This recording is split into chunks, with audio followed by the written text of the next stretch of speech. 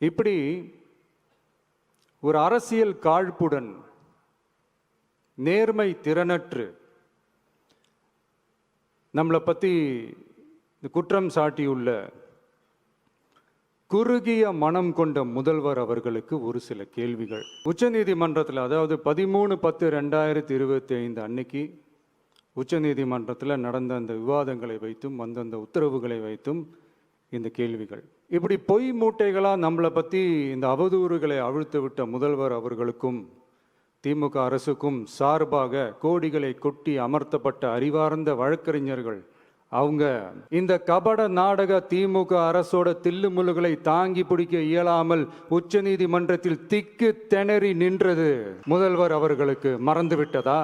இந்த கரூர் சம்பவத்துக்கு அப்புறமே அவசரமா ஒரு தனிநபர் ஆணையம், அந்த தனிநபர் ஆணையத்தை அவமதிக்கிற மாதிரி அரசு உயர் அதிகாரிகள், காவல்துறை உயர் அதிகாரிகள் எல்லாருமே நம்மளை பற்றி ஃபுல்லாக இந்த அவதூறுகள் பரப்பி ஒரு செய்தியாளர்கள் சந்திப்பு அவசரமாக இதெல்லாம் ஏன் நடக்குது, எதுக்காக நடக்குது அப்படின்னு ஒட்டுமொத்த தமிழக மக்களும் கேள்வி கேட்க ஆரம்பிச்சாங்க.